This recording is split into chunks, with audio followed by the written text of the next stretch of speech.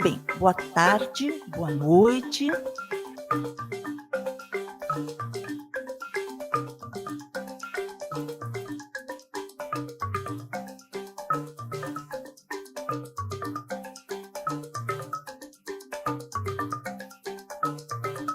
Estamos aqui em mais um dos encontros do Instituto Walter Lezer, que se propõe a discutir temas de interesse da saúde coletiva e misturando, quer dizer, como sempre, é importante a gente ter em mente que a saúde não é uma questão biológica, mas sim é importante que se contextualize na sociedade, não é? Então, aqui nós temos um tema bastante importante, que é a questão do envelhecimento, né? E aqui nós temos dois convidados. À minha direita, nós temos um convidado muito especial, que é o Nivaldo Carneiro Júnior, né? Ele é médico pela Universidade Federal de Pernambuco e também, eu não sabia disso, viu, Nivaldo? É também fonoaudiólogo, então estou dizendo isso até por uma certa curiosidade, né? Que eu não sabia mesmo, né? Atualmente, ele é professor aqui na Faculdade de Ciências Médicas, né, da Santa Casa, e do Centro Universitário de Faculdade de Medicina do ABC. Né? Ele atua no campo da saúde coletiva já há bastante tempo, em política, planejamento, gestão da saúde, e nos temas muito importantes, como atenção primária à saúde, políticas públicas, equânimes, exclusão social, iniquidades em saúde, imigração em saúde, metropolização em saúde, coisa importante, né, Nivaldo? Então, assim, depois eu gostaria que você, antes de falar, se achar que eu esqueci alguma coisa importante, que você realmente complementasse, tá bom? E a Natália, que é à esquerda, nós temos outra convidada muito especial, a Natália Negrete, que é doutora em Ciências pela Universidade Estadual de Campinas, a Unicamp, né? Fez estágio doutoral da Universidade de Buenos Aires, e pela rede de macro-universidades de América Latina e Caribe. Tem pós-graduação em gerontologia pela Faculdade de Educação e Ciências da Saúde do Hospital Alemão Oswaldo Cruz e em Memórias Coletivas, Direitos Humanos e Resistências pelo Conselho Latino-Americano de Ciências Sociais, CLACSO, e é mestre em Ciências Sociais. Então, assim, nós estamos com duas pessoas que têm estudado bastante esse tema aqui do envelhecimento. Ainda mais, eu acho que é um grande desafio, porque é num país que é muito desigual, né? E além das necessidades fisiológicas, digamos, não é só isso que está em jogo, pelo contrário, são necessidades culturais, né, necessidades sociais, econômicas, de trabalho, né? E eu acho que os dois aqui vão abordar várias questões para a gente refletir. Tá? Então, eu agradeço bastante a presença de vocês, a participação de vocês, né? E nós temos aqui duas pessoas também do Instituto Walter Lezer, a Renata, né, Mourão, que é coordenadora do Instituto Walter Lezer, e a Lilian Prime, que é jornalista, nossa assessora de comunicação também. Tá? Então, agradeço bastante a presença. Vamos começar, né, Nivaldo? Então, muito obrigada. Vamos lá. Bom, boa noite a todas e todos. Né, Maeno, minha colega Natália. Então, em primeiro lugar, assim, eu acho que agradecer o convite, né, essa honra de estar aqui nessa casa, que tem uma longa tradição, né, em conversar, abordar e formar na área das ciências sociais e humanas, né, principalmente na sociologia política. Então, acho que é muito, muito bom nesse espaço preservado, né, espaço histórico aqui de São Paulo, e que eu vou fazer aqui, apresentar algumas ideias aqui, né, a partir de um recorte, né, que eu acho que para mim é interessante, e talvez seja também para vocês, espero, e a gente possa abrir para ver se faz sentido, se tem alguns significados, e que questões a mais poderemos acrescentar. Tive uma honra de, faz muito tempo que eu não conhecia, fazia tempo que eu não conhecia uma colega de trabalho, há muito tempo que né, não havia. Então, bom, então muito feliz. Bom, você pode já pôr, né? Eu ficar assim de lado, né? Porque para tentar. Bom, então, acho que, né? Então, envelhecimento de São Paulo, pesquisa, políticas e desafios, que é o tema central, é o convite para a gente pensar e abordar aí essa questão. Bom, Pode ir passando.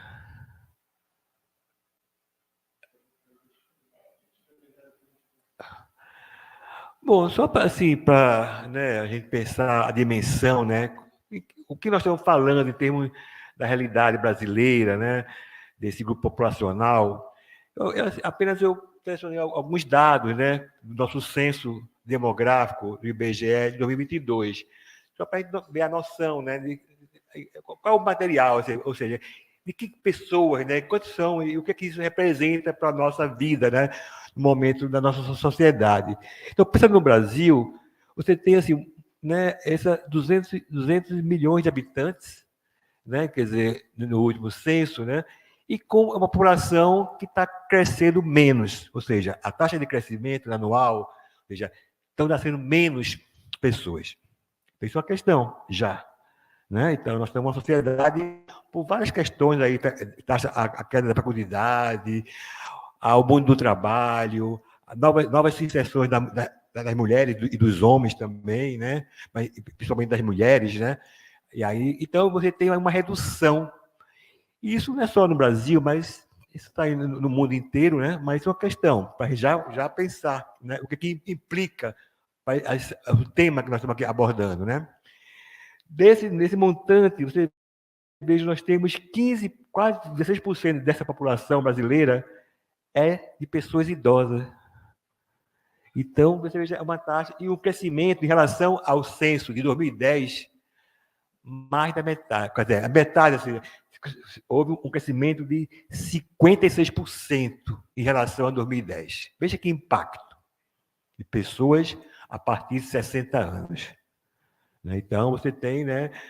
E, cara, aí você pensando aí, a maioria mulher, né, idosas, mulheres, né? E um índice muito trabalhado na área da saúde pública, né? E pensar essa coisa do envelhecimento, é o índice de envelhecimento. Você tem pessoas 60 mais para cada 100 pessoas com até 14 anos. Isso é um índice de envelhecimento que mostra como é que está o grau de envelhecimento do país, daquela sociedade.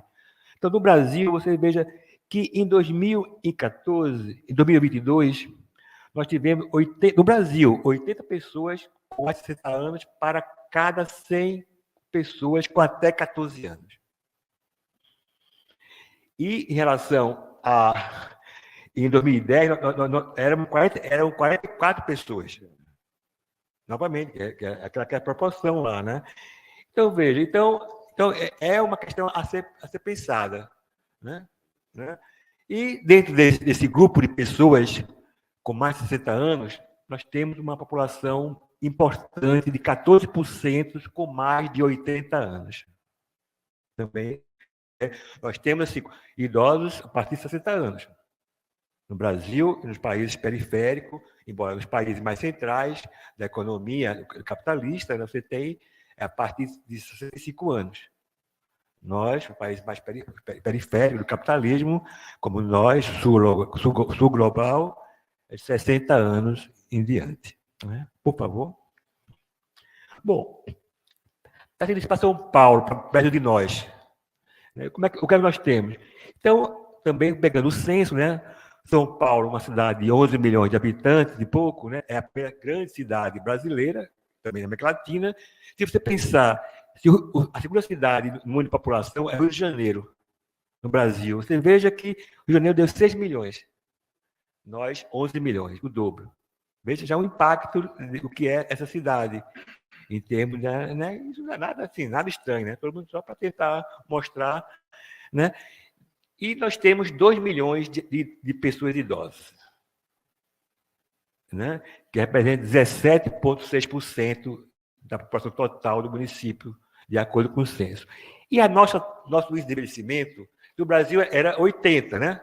Aqui em São Paulo está dando 103, 104, quase 104 pessoas para cada até 14 anos. Né? Também o crescimento é metade, né? Quer dizer, você vê, então há uma grande velocidade de crescimento da pessoa idosa em São Paulo. Né?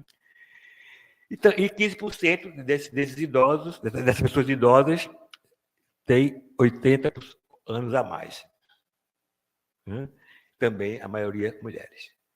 Assim, então, comparando, quer dizer, vai para São Paulo, mesma proporção do crescimento, né, da presença da pessoa idosa na pirâmide populacional.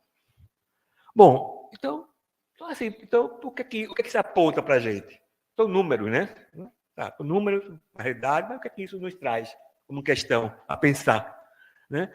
Então, há uma transição demográfica consolidada, né?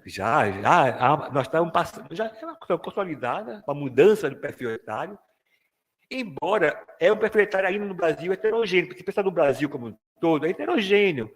Nós temos regiões ainda com muita gente, né, jovens, né? Mesmo em São Paulo também tem uma importante dos jovens, né?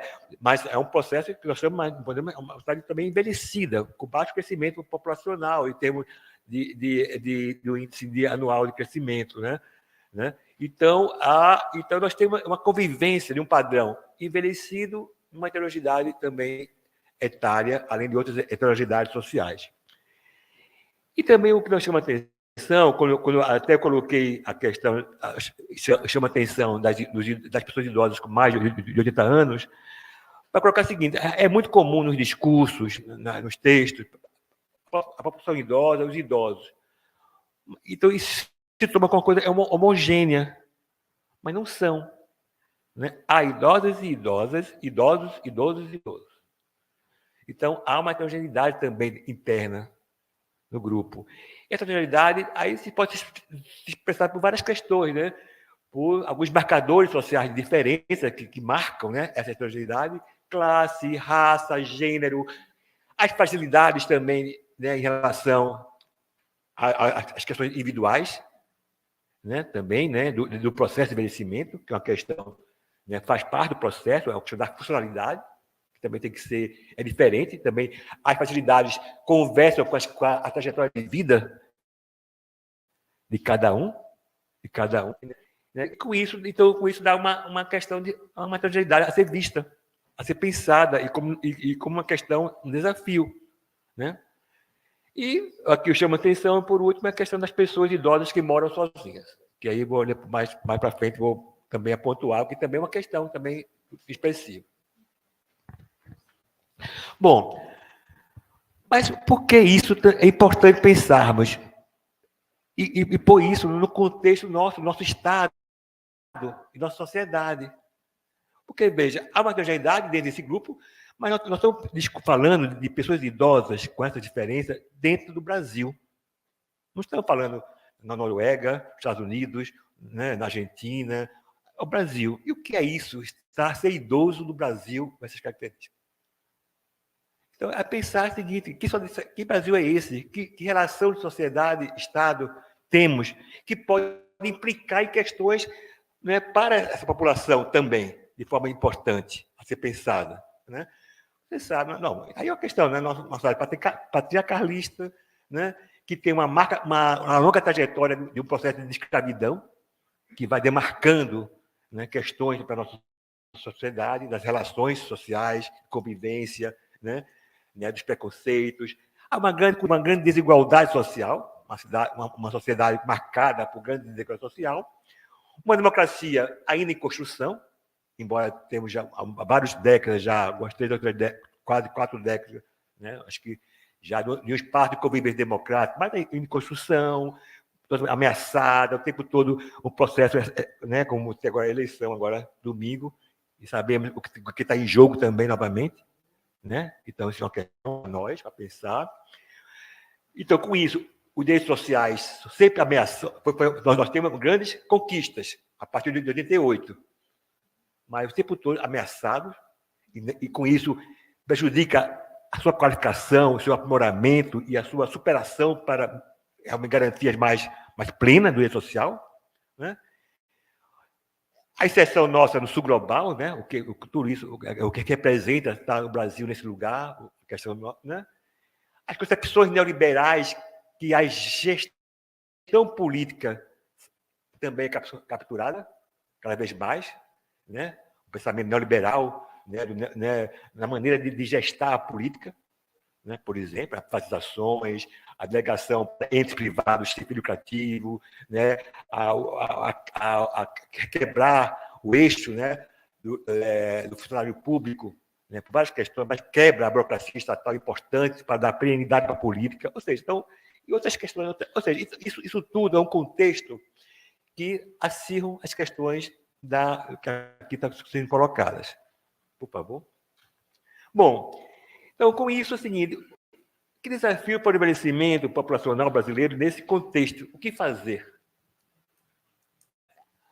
Sim, a partir dessas minhas preocupações, dessa minha indignação até, né, que eu coloco, né? Como assim? Fortalecer a seguridade social. Foi importante na Constituição de 88 o tripé da seguridade.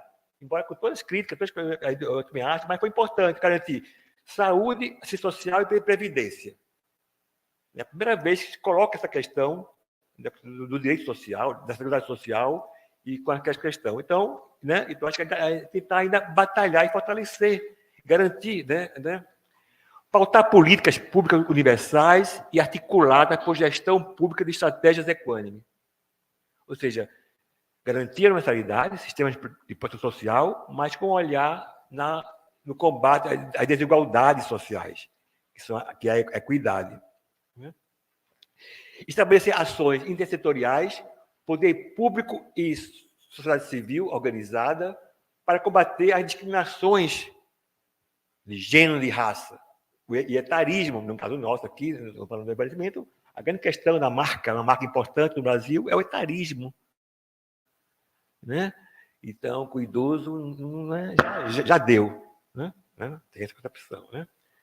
Estimular a participação social no diálogo com a gestão pública, visando a incorporação de necessidade na agenda. Ou seja, pensar uma nova forma de fazer agenda pública.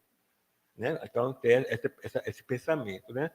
E formular políticas informadas em evidências. Aí é uma questão para nós aqui, como pesquisadores, aqui nesse âmbito acadêmico, pensar como ajudar a gestão pública, como estar junto com a gestão pública, movimentos sociais, a partir de políticas que sejam informadas com evidências, não por pensamento de cada um. Eu acho que é isso. Né? Bom, isso são as minhas questões. Pode ter outras que podem vocês também aqui apresentarem e ver se isso tem a ver ou não. Vamos lá, por favor. Bom, a questão da pessoa idosa sozinha, para uma questão que ultimamente eu tenho tomado um pouco como questão, eu e mais alguns colegas aqui presentes. Bom, morar sozinho não é um problema. Então, já de parte, porque assim, e morar sozinho não é solidão.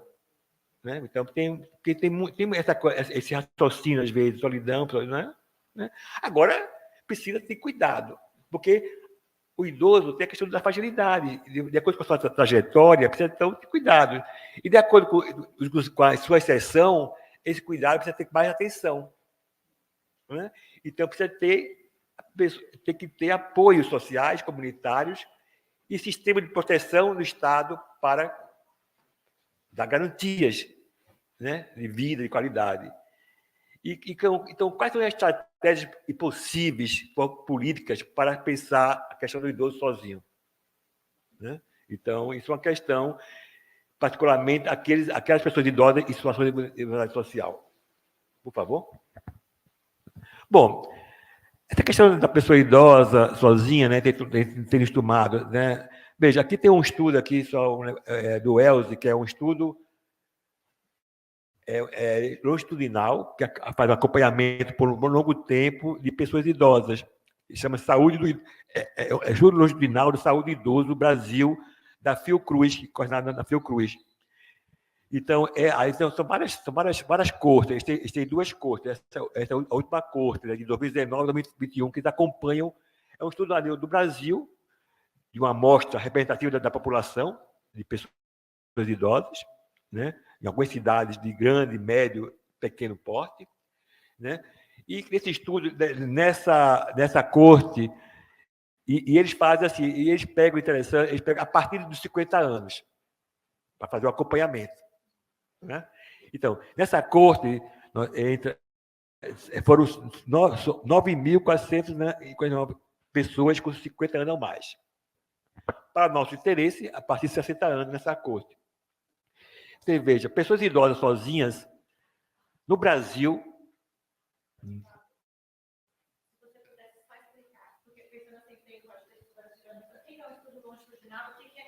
Ah, tá. Corta, você faz assim, você faz um estudo. Obrigado, Renata. Corta assim, aí são recursos, né, metodológicos, né, de pesquisa, né? Se você faz uns cálculos e escolhe uma amostra, né, um grupo de pessoas, né, a partir de vários, né, arranjos, né, de cálculos, né, quantitativo, estatístico, né, e você estabelece, então, aquele grupo, né, com aquela característica, eu vou acompanhar. Então, longitudinal, você acompanha, então, veja, 2019 a 2021. É um estudo que todo ano vai lá acompanhando, faz lá entrevista com as pessoas que calcularam, pegaram uma amostra, né, representativa de cidades. São Paulo entrou, por exemplo, né, uma grande cidade é São Paulo, média cidade, então são 70 cidades no Brasil que entraram nesse estudo, né? Espalharam em todo o Brasil. Eu vou mostrar um pouco lá no Brasil. E aí, então, nessa conta, né, eles pegaram 9 mil para saber o processo de envelhecimento, 50 anos, e vai acompanhando, casa em casa, né? Aquelas pessoas, então, muita gente morreram, foram embora, não mora mais ali. Então, algumas perdas, então, até se calcula essas perdas para poder ser representativo da população. Não sei se expliquei. Então, aí você veja, 24% no Brasil são pessoas idosas que moram sozinhas. Então, né? Por favor. No Brasil, veja, onde estão, né? Aí pensando nas regiões do Brasil, dessa corte dos idosos, das pessoas idosas que moram sozinhas. Né? Então, você vê, a maioria está no sul do país. Né? Embora você veja, fala quantitativamente, né? São Paulo, né? Mas em termos da população, né? Você tem aí uma concentração de pessoas idosas mais sozinhas na região sul do país. Né? Mas se espalha. Por favor. Bom, com essas questões aqui que eu estou chamando, então, só para tentar fechar, né, e aí um pouco vender um pouco peixe, né, você vender o peixe, ou dizer o que isso nos sensibiliza a pensar, a partir de uma articulação com o movimento social e demandado por eles, né, nós pautamos esse projeto, a ideia de pensar, discutir quem são as pessoas idosas, o que são, como é que elas vivem, quais são as questões. Isso foi muito uma pauta do movimento social aqui em São Paulo, também do pessoal do movimento social aqui no centro de São Paulo. Né? E nós assim, junto, né, com alguns pesquisadores, né, aqui também está a Patrícia, uma das pesquisadoras, o Rodrigo, está aqui, né, a Natália também está conosco, também a Natália. Nós escrevemos esse projeto. Foi aprovado, né, pelo CNPq, estamos em andamento, para pensar um pouco, né? Quais são os determinantes de vulnerabilidade social, a nossa preocupação, tanto de determinantes estruturais, como raça, cor, né? Como também os determinantes da política, que favorece a vulnerabilidade dessa pessoa idosa. Né? Por favor. Bom, para quê? Primeiro, para dar visibilidade à essa questão demográfica social. Porque também o que a gente tem já investigado, já pensado, nos trabalhos acadêmicos, na política, não se coloca de forma clara a pessoa idosa que mora sozinha. É homogêneo. Idosos. E até para idosos. Né? É homogêneo. Não tem, né? São poucos trabalhos que colocam a questão da pessoa idosa sozinha. Então, para dar visibilidade a essa questão, ainda mais com aquela questão numérica quantitativa. Articulação com o movimento social, que já falei, e ajudar a pensar em políticas públicas pautadas em evidências. Né? Então, o que sugerir para o gestor público? Bom, a partir das evidências, é possível, né? Vamos ver, é possível fazer isso. Então, a ideia é fornecer, né? Fortalecer a rede de atenção intersetorial, que é também uma perspectiva do projeto, incentivar a educação interprofissional na área do envelhecimento, das ciências sociais, saúde, e favorecer pesquisas acadêmicas. Bom, eu acho que é isso, né? Nós estamos é uma pesquisa, nós estamos já numa fase, já fizemos entrevistas com pessoas idosas, nós temos uma articulação em rede São Paulo, Santo André e Jundiaí, né? Estamos fazendo essa pesquisa nesses campos, já com profissionais da área setoriais, né? A maioria da saúde, da assistência, mas também do pessoal do planejamento urbano, né? Também. E já fizemos. Então, nós estamos na fase de análise desses dados. Eu fiquei um pouco feliz que agora, no final de outubro, o IBGE finalmente está por o calendário que vai soltar os microdados, ou seja, porque até agora nós não temos, porque a nossa ideia é fazer um mapa fazer um mapa, né, em São Paulo, Santo André e Jundiaí, onde estão essas pessoas idosas que o censo localizou naquele momento, para fazer um mapa, porque isso ajuda o gestor, porque o que nós vimos é o seguinte, que os serviços não olham, são pouco, é quase nulo, não há uma procura ativa naquele território, seja na saúde da família, seja no pai. O pai, aqui em São Paulo, que é único, não existe o programa de acompanhamento de idosos, é único em São Paulo. Tem um pouco, mas o serviço não procura a pessoa idosa que mora sozinha.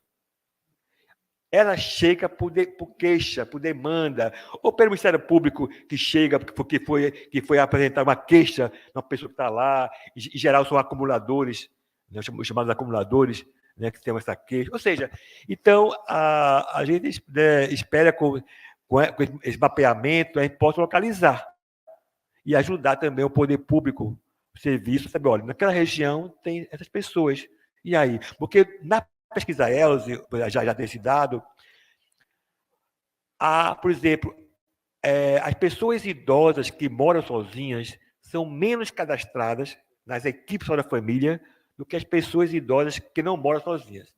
E aquelas idosas e aquelas equipes que têm pessoas idosas que moram sozinhas, elas são menos acompanhadas do que as pessoas idosas que não moram sozinhas. Ou seja, é estranho em termos de necessidade e planejamento. Então, são essas questões que a gente quer tornar evidência, né? E tentar pensar. Bom, vamos pensar, mas agir. O mundo está envelhecendo, o Brasil está envelhecendo, precisamos ter agir. Sabemos que os recursos são finitos, mas é possível pensar em tecnologias e ação efetiva. Bom, são essas questões, já passei meu tempo, né? Desculpa aí, mas é isso, para a gente poder aí conversar. Obrigado mais uma vez.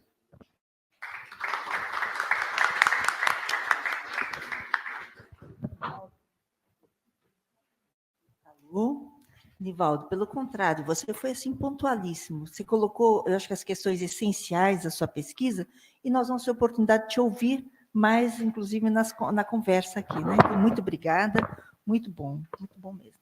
E agora nós vamos para a Natália, né? Fica à vontade. Então, Natália, e depois nós combinamos o seguinte, que depois da fala dos dois, aí nós abriremos para conversa, né? Bom, a ideia de hoje vir conversar, né, sobre políticas, pesquisas e desafios a partir do envelhecimento é um contentamento muito grande para mim, e eu tentei realmente pensar muito nessas palavras e nessas articulações para fazer um fio assim de conversa para hoje, a partir também da pesquisa Pessoas Idosas Morando Sozinhas, né, demandas para políticas públicas. Podemos começar, Chico? Muito obrigada. Pode passar isso se quiser. Obrigada. Então, eu acho importante considerar, né, alguns trajetos também que são importantes para referenciar tanto pesquisa, política e desafios, né? A gente relembrar que nas ciências sociais, os estudos sobre envelhecimento, eles têm uma consolidação, um início, digamos assim, a partir dos anos 70, e as primeiras abordagens elas eram muito vinculadas aos significados da velhice na sociedade brasileira, muitas vezes a partir da identidade social dessa pessoa considerada velha, né? Estamos bem longe da difusão do termo terceira idade. Vou chegar nele um pouquinho depois. E as principais diferenciações que eram feitas, né, e que já tramavam uma noção de desigualdade e diferença entre a população idosa, era justamente nas distinções de gênero e nas diferenças de classe, né? Eu gosto bastante dessa citação, também desse lembrete da Miriam Lins de Barros, em relação a essa ideia do Brasil, o país do futuro, e como isso tem bastante relação com a história dos estudos de envelhecimento no país também, né? E é justamente um pouco a partir disso que as coisas também se desdobram, né? Uma década antes, nos anos 60, a gente tem também a consolidação do campo da gerontologia no Brasil. Então, entre vários desdobramentos, uma noção que a gente tem bastante relação desde então, foi sendo também tramada, foi processual, né, que é o que, por exemplo, o Birman chama de significante e conceito de terceira idade. Então, como esse conceito ele também tratou-se de uma estratégia política de retirar, né, o estigma da velhice e da velhice como sinônimo de decrepitude, né, de fraqueza. Ao mesmo tempo, todo nome também tem consequências vantajosas e desvantajosas, né? E é muito importante também, desde aquela época isso acontecia, essa perspectiva a respeito das diferenças e desigualdades, né? E, em grande medida, isso tem continuado, né, nos estudos a respeito desse pressuposto de uma homogeneização que é muito mais oriunda também da parte da gerontologia, né? E, atualmente, eu acho que é importante dizer assim que, junto às abordagens interseccionais de atenção nos estudos sobre envelhecimento, as situações e condições de grupos de pessoas mais velhas também têm tido uma grande influência nas pesquisas que são feitas, nas abordagens. A gente pode considerar justamente como essa situação em comum de pessoas idosas que residem sozinhas abarcam uma série de situações e condições comuns e não comuns, né? Então, acho que esse é um caminho também muito de desafios em relação a isso, né? E nessa pesquisa que o Nivaldo muito bem já apresentou, eu trouxe alguns apontamentos.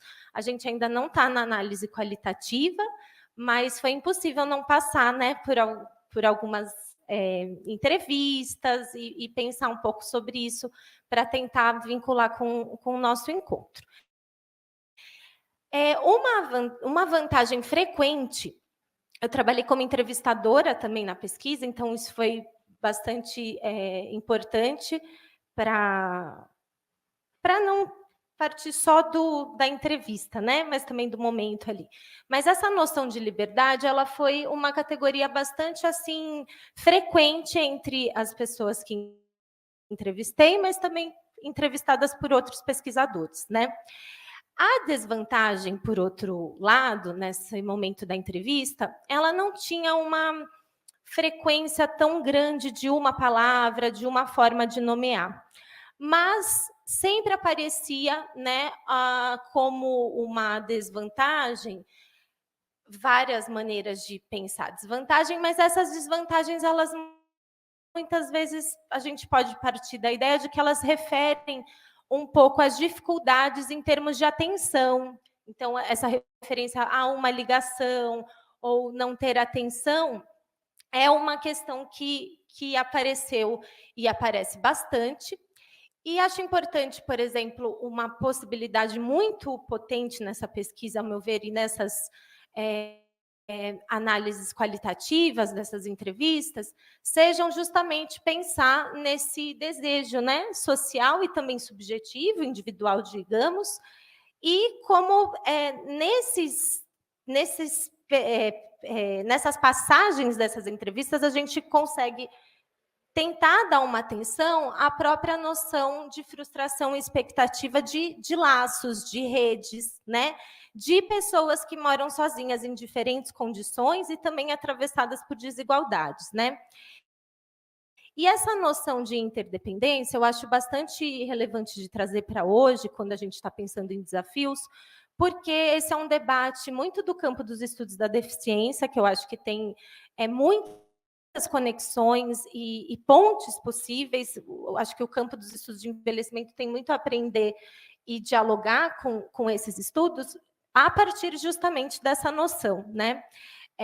Justamente porque em várias abordagens, também em outros sentidos lógicos, inclusive, essa noção ela interpela um pouco a própria estabilidade dessa categoria dependência e, consequentemente, autonomia, né? Uma autonomia rígida e de autossuficiência, que é um termo muito usado na gestão pública para referir, por exemplo, centros de acolhida para pessoas idosas em situação de rua, não tanto na ILPI, porque a ILPI daí reconhece algum grau de fragilidade. Mas essa noção de interdependência, ela complexifica um pouco essas nomeações muito rígidas, né? Então, isso eu acho muito... Por favor, obrigada. Ai, perdão. Instituição de longa permanência para a pessoa idosa, que começou como para idoso, né?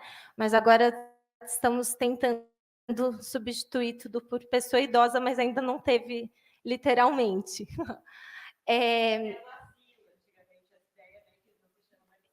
Exato. Particulares, públicas, né? E tinha muito assim, asilo, casa de repouso. A Clarice Heller Peixoto, ela trabalhou muito com essas nomeações também, como os nomes de moradias coletivas para as pessoas idosas tinham muito a ver também com esses estigmas da palavra velho, quando vinculada a estratos sociais não abastados, e como a palavra idoso ela é mais respeitável, mas ela também tem um pouco no seu histórico, na sua trajetória, essa conexão também de referir. Então, a gente pode ver que essa coexistência da palavra velho, velha, idoso, idosa, simultaneamente informa vários estigmas que não necessariamente a idade é a etapa da velhice, né? Mas a sua conexão com outros marcadores de vida, muito mais do que a gente chama marcadores para analisar, né? E então essa ideia, pensar, né? Esse desejo de companhia como um fator importante,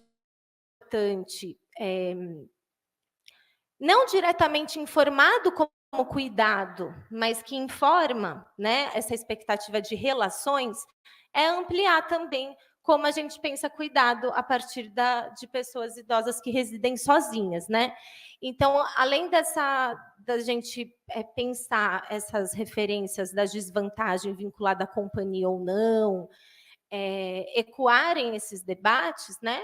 Eu acredito também que se articula com as possibilidades de cuidados variados que as pessoas também esperam e que podem ter, né?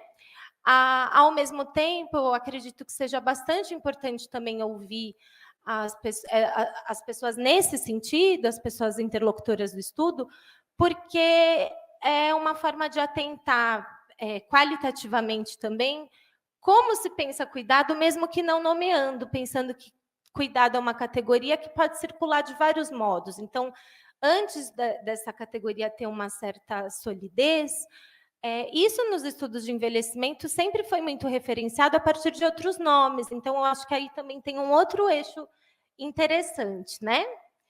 Então, eu trouxe, por exemplo, rapidamente, a gente ainda não analisou, mas trouxe algumas informações que a gente separou, em relação a algumas ocupações, né, informadas pelas pessoas interlocutoras do estudo. Antes disso, né, conforme a própria apresentação do Nivaldo, é importante dizer que uma parte da pesquisa, que é a quantitativa, o Nivaldo já apresentou, mas justamente nessa pesquisa é informado, né, que 18,67% das pessoas que moram sozinhas no universo, no corte que foi feito, trabalham. Então, isso também é algo que é bastante interessante de pensar. Então, embora a gente ainda não esteja na análise qualitativa, né, eu acredito que alguns dados possam ser legais para a gente conversar. A escolaridade das pessoas entrevistadas, né, elas tiveram... É possível a gente tentar, antes da análise qualitativa, que daí precisa relacionar gênero, raça, de forma primordial, né, e outros marcadores, mas nessa ocasião, a gente vai se atentar um pouco às ocupações, à renda, à fonte de renda e a própria... Não, já falei, é isso mesmo. A renda, a fonte de renda e as ocupações a partir da escolaridade. Então, tem um grupo de pessoas entrevistadas que declarou saber ler ou ter apenas o primeiro ano do ensino fundamental, né? A fonte de renda mais citada nesse grupo é o BPC, ou então pensão. E ocupações do grupo, eu deixei anotados os termos conforme informados mesmo, tá? Conforme eles foram ditos pelas pessoas participantes. Motorista, roça, limpeza, casa de família e doméstica. Ensino fundamental incompleto e entre o segundo ano e o 7º ano, a renda primordial informada foi de 1 a 2 salários mínimos. A fonte de renda, primordialmente aposentadoria, mas também foram referenciados, por exemplo, a pensão, a aposentadoria mais pensão, ou aposentadoria mais auxílio dos filhos, ou aposentadoria mais trabalho atual. Esse trabalho atual já também nos informa que muitas pessoas se aposentam, mas continuam trabalhando informalmente. E, ao mesmo tempo, a gente não pode esquecer do próprio BPC, né? Ser uma medida que tenta dar conta de pessoas que, durante o curso da sua vida, sempre trabalharam informalmente. Então, acho que isso também é bastante importante.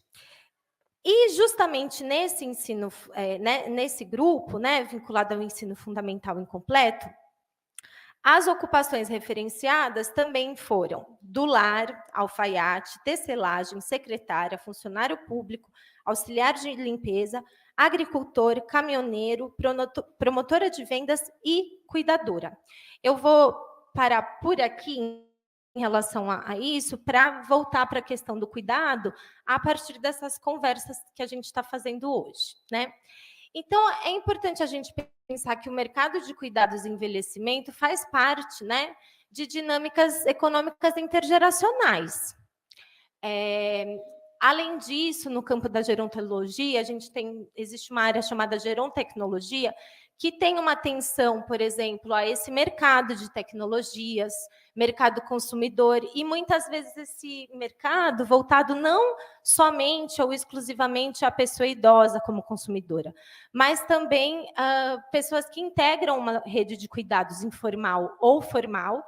Então, existem produtos que são pensados, que são almejados, para auxiliar, inclusive, profissionais nesta rede. Ao mesmo tempo, cuidadoras remuneradas próximas ou a partir dos seus 60 anos têm uma possibilidade de empregabilidade muito menor, né? Então, esse paradoxo eu acho bastante importante da gente pensar, né? Quais são as possibilidades de continuidade, quais são as de inserção de cuidadoras remuneradas a partir dos seus 50 anos num mercado que se coloca como promotor de um crescimento econômico, mas como fica a empregabilidade exatamente das pessoas que estão a caminho de entrarem juridicamente, né, na velhice, e, ao mesmo tempo, existem poucas possibilidades que possam adquirir um serviço de cuidado remunerado, né? Então, essa baixa empregabilidade de pessoas a partir de 50 anos, ela não é a exclusividade do mercado de trabalho cuidado na sua função principal, que são as pessoas cuidadoras, mas ela também está ali, né? Então, é um pouco nesse sentido que, pensando desafios, né? Eu acho que um desafio grande, muito grande mesmo, é pensar direitos, aposentadoria e trabalho nessa agenda de desafios, né? Justamente porque são temas importantes, mas não fáceis. Recentemente existe uma mudança muito drástica, muitas vezes que é referenciada, inclusive, como retrocesso, né? É importante destacar que isso também não... Já deu? Ai, quanto tempo eu tenho? Tá bom, vou concluir. Obrigada. Então, esse retrocesso, muitas vezes, colocado de forma pertinente, no sentido de tentar chamar atenção, né? Acredito que, mais uma vez, ele se vincule também ao curso da vida da população, não somente a etapa que a gente chama de velhice, justamente porque é uma medida que vai afetar o envelhecimento, e a gente está falando hoje de envelhecimento, né? Então, dessa relação realmente. Então, eu acho uma dificuldade bem séria que a gente tem, justamente como equilibrar discursos vinculados a essa nova ordem trabalhista, do empreendedorismo, né?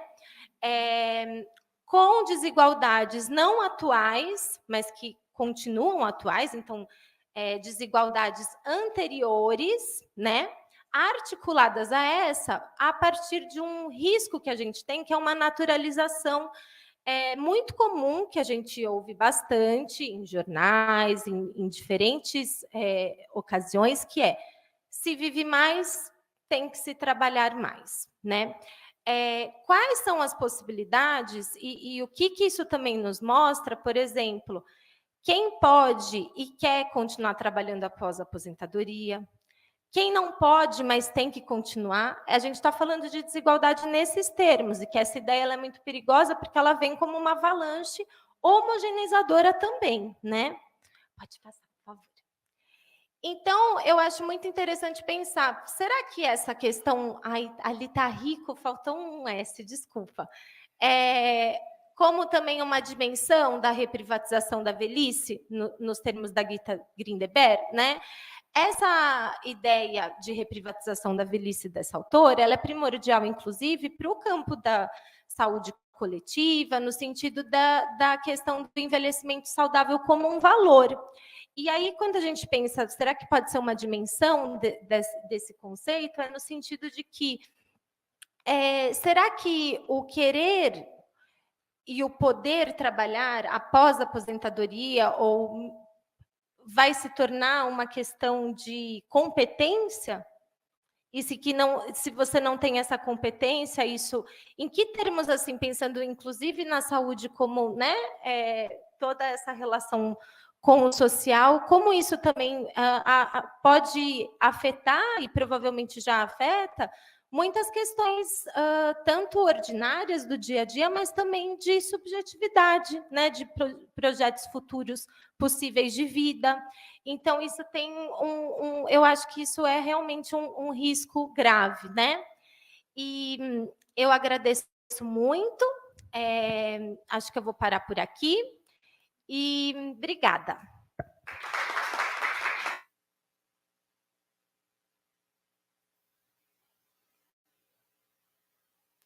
Alô.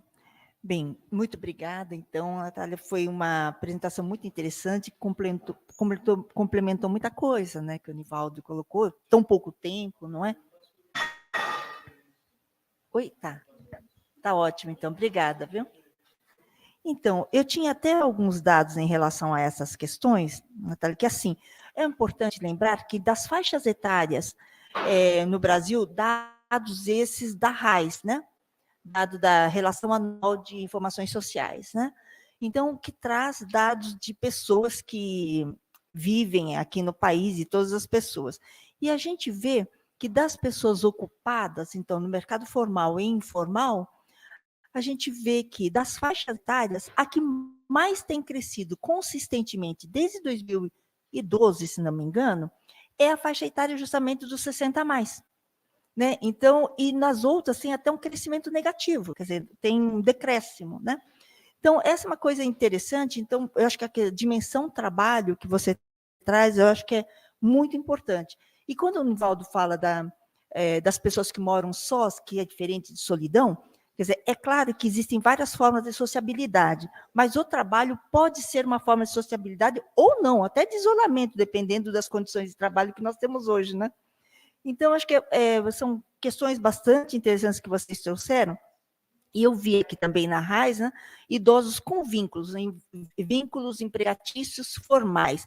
Olha só, é meio difícil falar, mas, assim, dos ramos econômicos, o primeiro lugar vem atividades imobiliárias, aluguéis e serviços.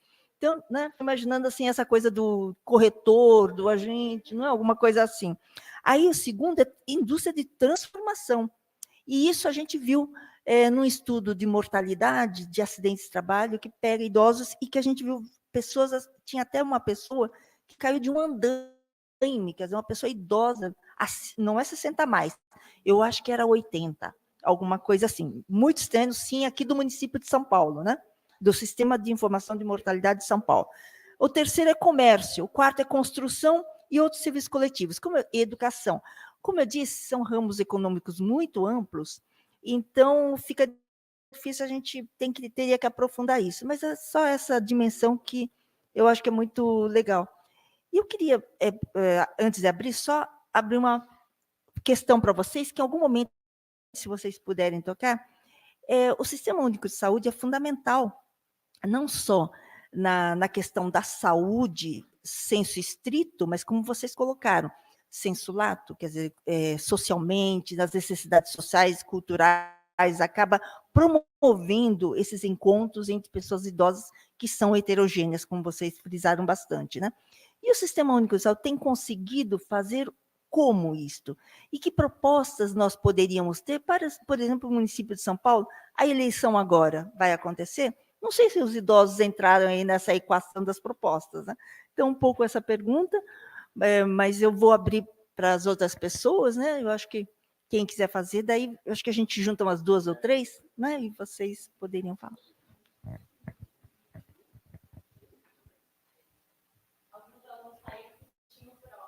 Ah, é?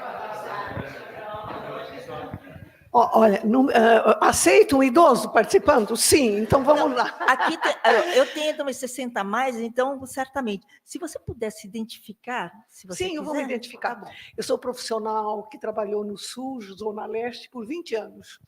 Eu sou de formação assistente social, trabalhei na região, no tempo dos movimentos sociais, movimento popular de saúde, essa coisa toda. Aí, no caminho de me aposentar, eu disse, eu agora vou ter mais tempo de estudar. E aí eu fui para o mestrado e doutorado e tudo mais. Bom, mas vamos lá. Maria Olinda. A minha permanência hoje aqui é que, atualmente, como aposentada, nós temos um grupo de profissionais que alguns já se aposentaram e há 2 anos a gente vem discutindo, a gente se reúne através do Google Meet, que favorece os encontros para discussão gratuito, etc., com profissionais que trabalham não só, mas é um grupo pequeno que pensa, discute, mas, assim, 3 deles trabalham com idosos. Então, a gente tem discutido a questão do envelhecimento.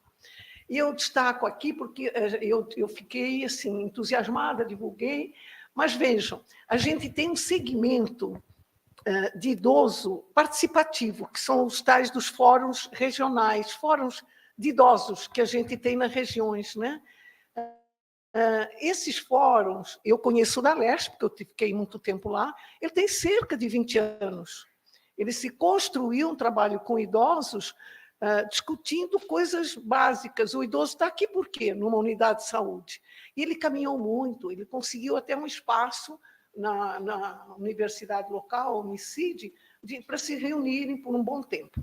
Muito bem, eles estão agora trabalhando a questão da cidadania com os idosos, vamos dizer, entre aspas, participativos, né? que vão, se mobilizam, participam de encontros, então há uma liderança do grupo, né? E a questão trabalho apareceu.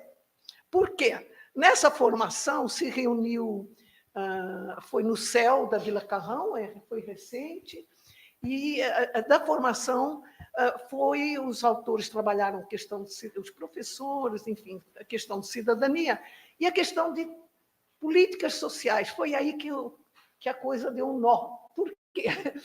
Quando foi alguém para explicar o que é a política da assistência social, porque eles estão formando, né, cidadãos, idosos, etc., o que é o BPC, o que é... E chegou uma hora, o que é o SUS, que eles conhecem, frequentam, chegou uma hora da Previdência Social. E aí que a coisa complicou, porque quando elas me pediram se eu podia falar da Previdência Social, eu falei, depende. Eram 40 e poucos idosos, são atuantes, são interessados, têm uma formação até razoável. E aí, conversando com a coordenação, eu disse, olha, para eu falar da Previdência, eu tenho que falar do mundo do trabalho. E o que ocorreu nesses anos recentes, né? Quais são as perspectivas para o idoso, para o futuro, pós uma crise da pandemia, né? Eu digo, quantos idosos vocês... Quando eu digo idosos, é acima de 65, 70 anos, que ainda fazem bicos. Eu sou jovem já, assim, que fazem bicos. E aí eu perguntaria para os que estão lá presentes, quem não passa pelo metrô ou estações, que tem aquela mesinha do café e que tem uma senhorinha vendendo café e um bolinho para aqueles que estão descendo e indo. Já examinaram qual a idade aproximada? Vocês imaginaram o que é a vida dessa pessoa? E a minha pergunta seria, eles terão algum dia aposentadoria ou vão viver de programas sociais? Então, o mundo do trabalho, com a reforma da Previdência que a gente teve, né, de que vão viver esses idosos dos programas sociais? Então, e aí eles falam assim, bom, mas não é bem isso que a gente queria. Eu falei, bom, tudo bem. Então, vamos discutir o que da Previdência Social para o segmento do idoso mais vulnerável, que tem uma dependência maior, né, de ajudas, etc., até da própria comunidade. Então, é uma insuficiência para ele sobreviver de modo mais ou menos adequado. Então, esse é um grande desafio que eu encontro quando a gente pensa no que eles podem fazer, os bicos, porque no tempo da minha avó eles faziam crochê, não é? Hoje não faz mais, né? Faziam questões artesanais. Então, como é que fica? Eu dizia assim, olha, eu tenho um exemplo, eu conheço a pessoa que vende esse café, eu conheço, eu pergunto, e ela diz assim, não, até que eu paguei INSS um tempo. Agora, é assim, entre comprar o gás e a comida para casa e pagar da contribuição para não perder a aposentadoria, eu vou comer e vou ter o gás para cozinhar a comida. Então, a gente tem uma faixa de população de sobrevivência de idosos, que é isso que a gente... E assim, eu estava conversando com a professora Patrícia, que nesses 2 meses a gente se dedicou a analisar documentalmente o pai, porque a gente tem profissionais que trabalham no pai, e também a avaliação do trabalho do pai com os idosos. E, claro, remeter as coisas positivas e também uma análise crítica. E aí a nossa pergunta é, e os que não entram no programa? Onde estão? São esses invisíveis que estão. E a gente discutiu isso assim. Uma senhora que disse assim, eu não tenho para descer aqui do quartinho que eu alugo, nada onde eu me segurar. E fizeram uma campanha para fazer o corrimãozinho, né? E que uma fala dela foi emocionante, que ela disse, puxa, o serralheiro que eu contratava para fazer serviços, quando eu tinha a minha família, hoje ele veio para me oferecer o trabalho dele para fazer o corrimão. Nossa, como eu dependo das pessoas. Acho que a gente tem esse segmento como diz o pessoal, nas franjas da periferia, e não só na periferia, né, professor? Porque, assim, veja, a região central reúne as condições periféricas empobrecidas, não é? Então, assim, e o idoso sozinho é uma questão, né? Vocês foram felizes em trazer essa questão. O idoso sozinho, de um segmento mais empobrecido do que vive como vive. Acho que assim, é mais para o debate, são inquietações que a gente também tem, porque a gente analisa e nós demandamos uma demanda para a ouvidoria da Secretaria Estadual de Saúde, não vou dizer hospital, por uma questão de preservar profissionais, etc. Uma idosa que é atendida pelo pai, com acompanhante, ela ficou 14 horas sentada numa cadeira do PS, de um hospital, foi medicada, mas ninguém se ofereceu dizendo assim, tem uma maca, mesmo que seja meia maca, para que ela deite, porque ela teve alta à meia-noite, né? Certo? Então, faltou tudo para atendimento daquela idosa, além da questão medicamentosa, é evidente, né, que isso eles fizeram. Mas que trato é esse? A gente fez uma demanda para a ouvidoria e eles assumiram o compromisso de ter mais uma atenção para o idoso que vai ao PS. Quer dizer, o SUS também tem as suas lacunas, não é assim? Desculpe se me alonguei. Não, muito obrigada, viu? Muito obrigada pelo seu depoimento, pelo seu relato. E só dela falar, Anivaldo, acho que existem várias questões que até mereceriam pesquisas, inclusive, né? E a atuação e tal. Acho muito obrigada aí, Renata.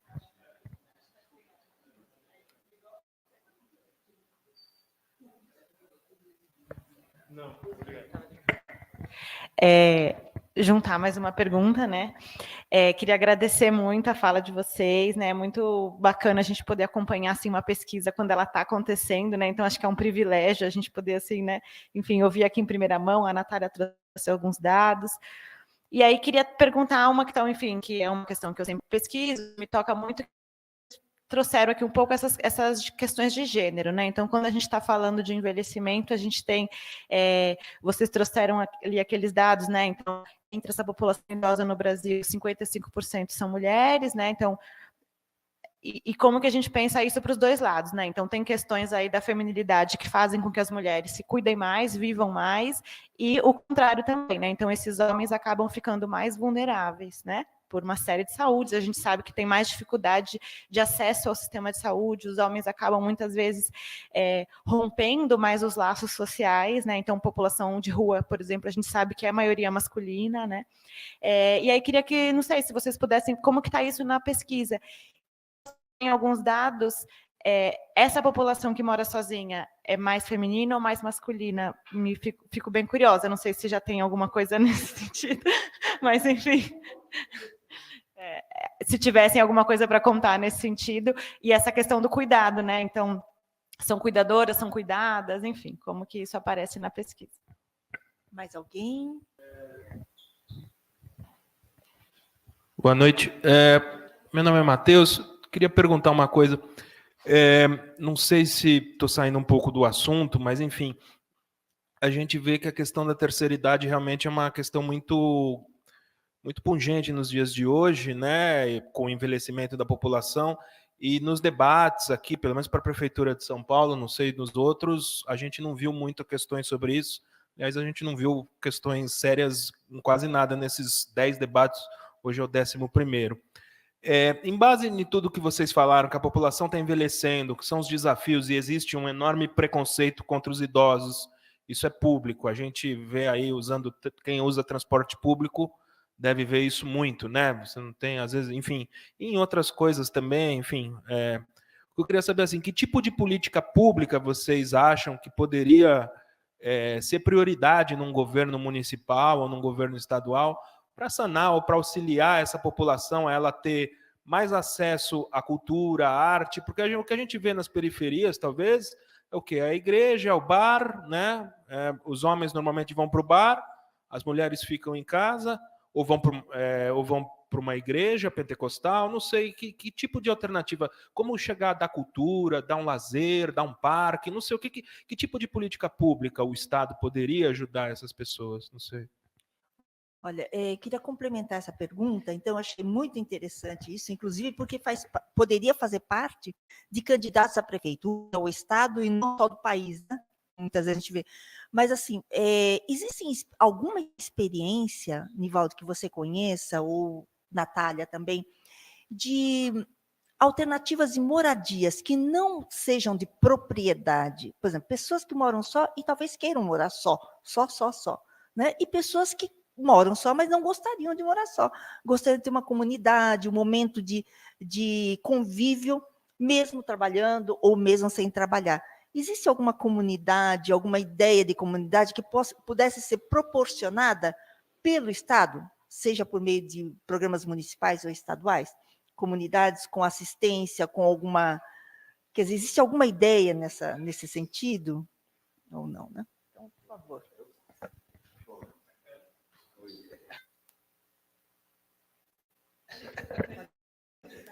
Aqui, acho que agora. Bom, acho que bem interessante, né? Quer dizer, aí são várias questões aí, né? Porque, claro, a pesquisa não vai conseguir responder toda, né? Nós estamos assim, cada vez mais nós estamos aproximando de uma questão, né? Estamos pondo, como falei, estamos dando mais visibilidade, embora não somos, né? Para tentar somar com algumas outras, né? E colocar essa questão. Veja, aí, bom, a questão da saúde, né? Cara, o sistema de saúde, uma grande vitória, é um país dessa dimensão que tem um sistema universal com todas essas questões da legalidade, da abordagem dessa história, né? Agora, como eu citei, a nossa armadilha e o nosso problema. A captura neoliberal da gestão pública, isso está sendo muito radical. Porque o nosso sistema de saúde está virando um lugar de fazer atos médicos, de procedimentos médicos, né? Então, isso é muito sério, porque isso destrói toda a reforma sanitária, tem destruído todo o processo da gente construir, de cuidar. Cara, assim, isso assim, embora haja ainda resiliências, né, de alguns setores que estão na luta, mas cada vez mais é muito difícil. E até nós percebemos, ao fazer nossos grupos focais com os profissionais da rede de atenção, né, que há muitas potências, mas é um desgaste de muitos daqueles que estão querendo, assim, porque primeiro, não há investimento, a questão do trabalho, né, neoliberal, mercantil, né, ou seja, há uma mercantilização muito forte do processo de cuidado, né, com as OS, com as betas, por exemplo. Então, isso tem destruído. Isso tem colocado, por exemplo, um serviço que é de base territorial, que tem que olhar as capitalidades do território, que é a atenção primária à saúde, vira um grande... fica igual a qualquer ambulatório de assistência médica. Não há uma busca ativa. Mesmo na estratégia da família, que nasce com uma potência também, a partir do final da década de 90, vamos rever, né, e tentar... As estratégias da família estão totalmente tomadas por uma lógica médica, mercantilizada. Ou seja, então, assim, no geral, até pode ser ruim, né? Porque isso não podemos negar ainda alguns lugares. Né? Mas isso faz com que o seguinte, como a Maria falou, o pai. O programa de atenção, de acompanhamento de idosos, que eu tive a honra, eu com mais outros, a gente fundar aqui em São Paulo, né, no final da década, nos anos 2000, né, com a Celina, um companheiro, ou seja, a gente fundou, né, o PAI. É interessante, e é único no Brasil. Nós temos discutido até a nível estadual, lá na Assembleia Legislativa, né, para um pouco colocar isso em política no Estado. Essa questão. Mas veja, então, por quê? Porque dentro desse envelhecimento, é preciso de ter um programa que acompanhe, que responda, e que é um programa sanitário, não é só da saúde, porque ele tem a questão do cuidado da saúde, do olhar do indivíduo, da fragilidade e tal, mas também tem a inserção social, né?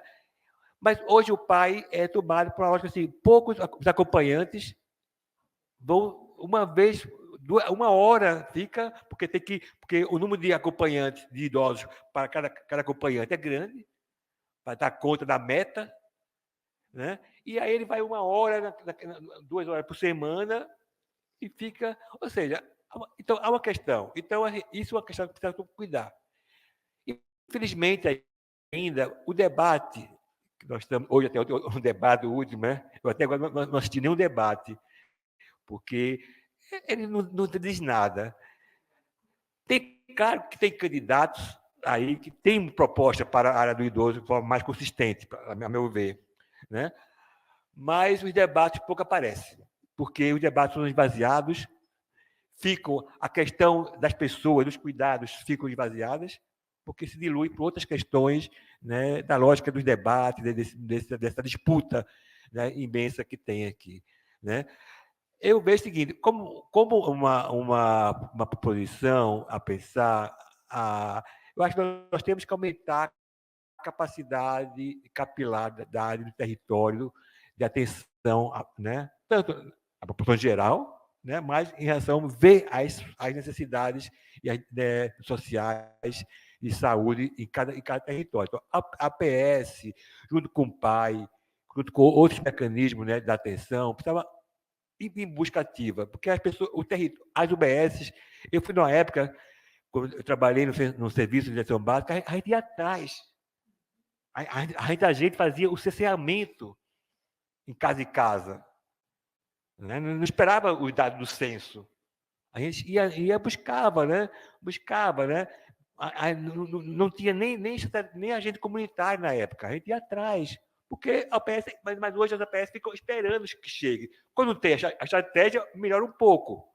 Porque tem o agente comunitário, que tem por obrigação, mas tem que ter meta, tem que ter visitar tantas vezes, né? Ou seja, então precisa aumentar o PAI, aumentar alguns recursos de base sociosanitária, como os núcleos de convivências, né, da pessoa idosa, por exemplo, né? Isso é importante, né? E a experiência, viu?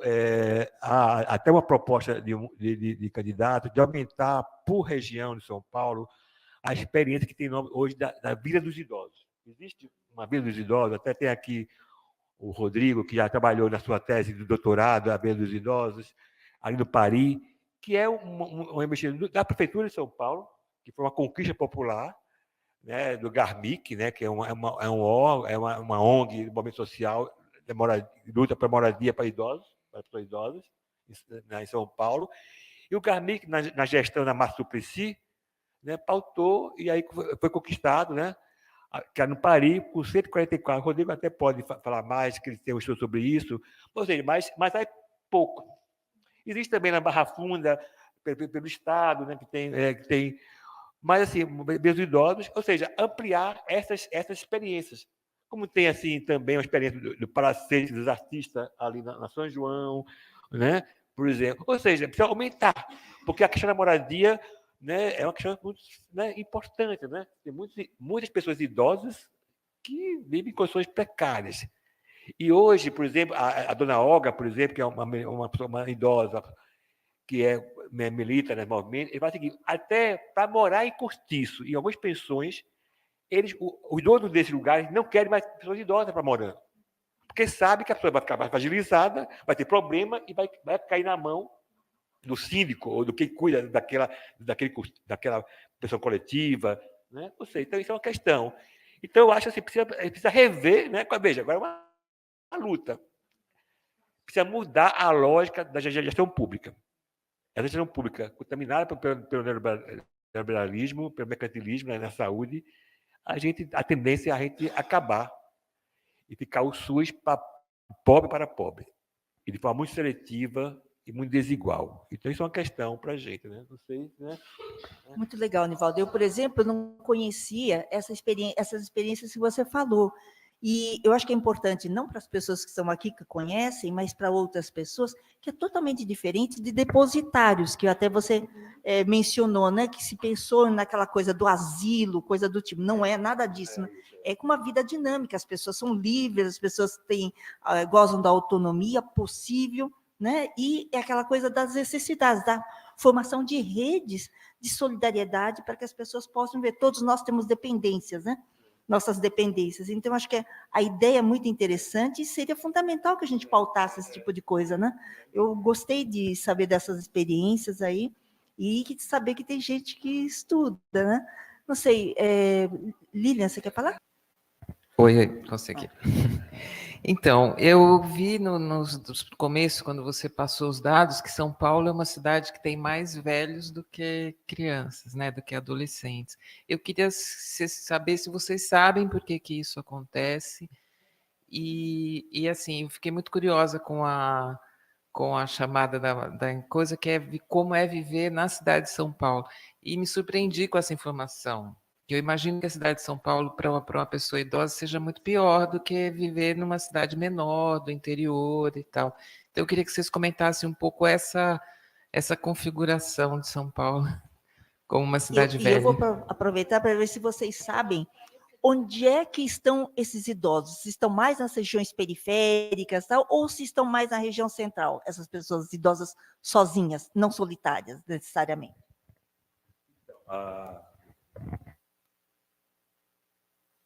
Alô? Então, primeiro é o seguinte, uma questão que a Renata colocou, a questão de gênero, recorde de gênero, é muito interessante, né? Bom, a pesquisa não vai conseguir, com certeza, responder algumas questões, por exemplo, quando a gente busca pensar os determinantes estruturais. Porque, claro, a partir da análise qualitativa, nós vamos apontar, né? Mas aí pensar e, claro, e apontar esses determinantes estruturais, que a questão de gênero é importante. Mas, por exemplo, uma questão, e a gente viu, né, nas pesquisas, a maioria é mulher, né, pessoa idosa, e também a nossa chegada às pessoas, a gente conseguiu mais pegar mulheres, né? Então, talvez pela nossa... Porque a gente buscou os contatos das pessoas idosas através de algumas indicações de entidades, de serviço, né? E aí vieram muitas mulheres, tanto pela questão numérica, mas também pela questão dessa relação do cuidado com o serviço, né? E aí, mas a gente buscou, vamos tentar identificar homens e com diferentes situações, a questão de raça, a questão da identidade de gênero também, né? Porque, por exemplo, a questão da identidade de gênero é importante, né? Pensar no envelhecer, né, gay, né, lésbica, trans, né? Que é diferente, né? Quer dizer, ou seja, claro, a gente não vai conseguir, né? Mas eu acho que são questões a pensar, que vai aprofundar, e isso que isso impacta, né, na questão. Veja, para tentar, não, a Natália, por favor, né? Bom, de forma numérica, conceitualmente, o maior número de pessoas idosas é na região ali da oeste, né? Pinheiros, Lapa, concentra ali né? Concentra o maior número de pessoas idosas em São Paulo. O centro também tem, já vai chegando, né? Vai chegando, né? Também né, em termos próximos, né? A essa presença, né? Se estima o seguinte, há um estudo, né, vamos ver quando o IBGE soltar esses microdados, vamos ver quantas pessoas idosas que moram, pessoas idosas que moram sozinhas, porque até agora o dado é global, né, não existe, né, por domicílio, né, os microdados. Mas uma pesquisa feita, um levantamento feito por Renato Sintra em 2010, com base em 2010, só pegando a região do centro, havia mais ou menos mais de 10% de pessoas idosas que moravam no centro de São Paulo. Então, é importante, né? E essa convivência é isso. Há ainda a presença, claro, de pessoas jovens em São Paulo, mas você tem ainda uma pirâmide que está em transformação, né? Então, a importância do trabalho internacional, né? Nós temos a parte da questão de buscar evidência, né? Nós tentamos ver a questão do imobiliário urbano da cidade. Por exemplo, se coloca a escola pode ser um lugar importante de promover a discussão do envelhecimento, dos equipamentos educacionais, e ser um espaço de interação daquelas pessoas idosas daquela região com lá as escolas. Isso é uma questão a ser pensada, né, nas políticas educacionais, por exemplo, pensar a questão da pessoa idosa e na convivência intergeracional, né? Mas ainda, eu assim, pelo que eu conheço, não sei se eu acho que ainda há poucos espaços, né, intergeracionais a ser pensado, né? Então é uma questão, né? Bom, agora a Natália, né, Natália? E eu acho que a gente tem que ir caminhando para o final, né? Para dar um fechamento. Se você pudesse fazer seus comentários, fique à vontade. E depois, se você pudesse já se despedindo, já. Tá bom. Tá bom. Pode o caminho da despedida. Muito obrigada. Eu acredito que o que eu vá comentar seja, em parte, também complementar, né, as informações que o Nivaldo nos trouxe agora, as reflexões também feitas por Marina e Nivaldo na apresentação dele. Vou só, para não deixar de responder a pergunta da Renata, eu também concordo, né, com as limitações apontadas pelo Nivaldo em relação a alguma análise mais profunda de gênero na pesquisa. Acredito que alguns apontamentos possam ser dados, mas visto que as entrevistas, de fato, né, os roteiros de entrevista, eles tiveram eixos temáticos mais nítidos, mais frisados, eu acredito que seja possível perceber aspectos relacionados às relações de gênero e também às generificações de algumas dimensões a partir das entrevistas qualitativas, mas com limitações, né, de uma análise em relação a isso. Em relação ao que o Nivaldo também trouxe, né, de uma agenda educacional e intergeracional nas escolas, esse ano o Estatuto da Pessoa Idosa fez 21 anos, né? E isso é referenciado desde 2003, mas isso não é praticado. Então, tem um estímulo, né, nacional mesmo, a conteúdos a respeito de envelhecimento, velhice, no ensino.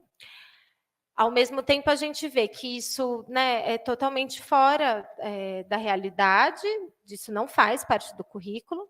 E essa questão agora das relações intergeracionais e da importância disso seria mais um elemento, mas que a gente também não solicitação, né? Isso não parece que é algo a mais, mas assim acaba sendo até uma consequência também geracional disso não ter sido debatido. Se a gente pensa em 20 anos, caso isso tivesse sido implementado, muitas situações distintas nós teríamos, né? E, por fim, em relação à questão das moradias, né? Em termos nacionais e estaduais e municipais, as políticas voltadas para a população idosa, elas têm uma interdependência também, né? Pensando que cada município tem uma possibilidade a partir, aí eu estou falando do SUAS, né? Mas a partir da tipificação do SUAS, cada município tem, a partir da sua demanda, a possibilidade de garantir algumas moradias públicas, muitas vezes em caráter provisório, mas que acabam também, por vezes, por necessidade social, não sendo provisórias, né? Porque acabam, por exemplo, em relação a São Paulo, do que refere aos chamados centros de acolhida para pessoas idosas, chama Centro de Acolhida para Idosos, né? A sigla é CAEI, muitas vezes também falam CAEI. Esses centros de acolhida, eles partiram da política vinculada à população em situação de rua. eles têm uma distância de dinâmica muito grande, por exemplo, com o que é chamado de república, na tipificação voltada à população idosa, que são moradias coletivas com um número menor, né? São diferentes também da ILPI. Todas essas diferenças eu acho que são importantes também, porque muitas vezes nós fizemos entrevistas com algumas pessoas residentes dos CAI, né? Porque essa é uma grande questão também. A pessoa, ela mora coletivamente, mas qual é essa dimensão dessa moradia coletiva, né? Na realidade, do que é morar sozinha para aquela pessoa, né?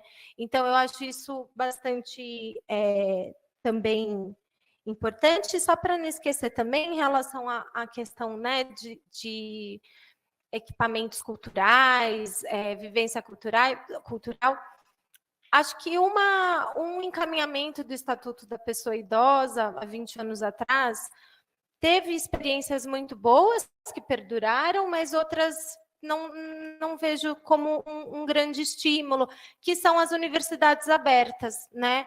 As universidades abertas, quando elas abriram com o nome para a terceira idade, muitas já continuam, algumas não, mas são espaços primordiais também para a troca intergeracional.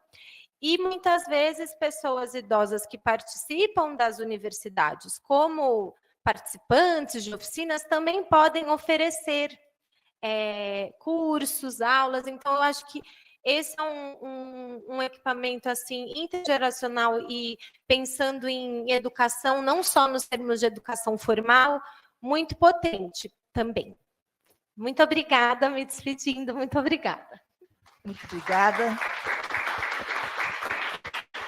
Muito obrigada, então, Natália, pela sua contribuição. E Nivaldo também, as últimas palavras, últimas de hoje, mas num outro momento você volta. Não, acho que só agradecer novamente, né? Foi muito bom, né? A gente, as questões, a exposição, a gente faz repensar, né?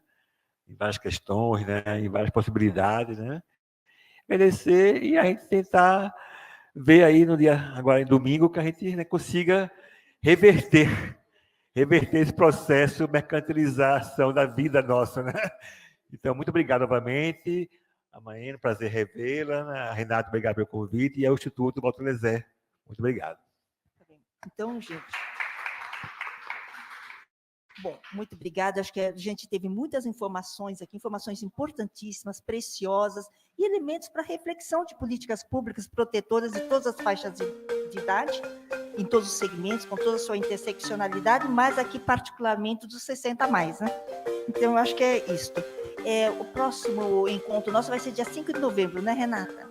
Provavelmente 5 de novembro, mas vai ter divulgação do próximo evento, do tema. Quentíssimo, então. Mudanças climáticas tá na crista aí, né? Então, acho que é um assunto seríssimo, né? Mas eu acho que é fundamental que a gente discuta e pense de uma forma global também em políticas públicas, né? Muito obrigada para a equipe aqui da FESP também, pelo apoio. Tudo. E obrigada, Renata, Lília e demais aqui participantes, né? Então, até a próxima. Tá?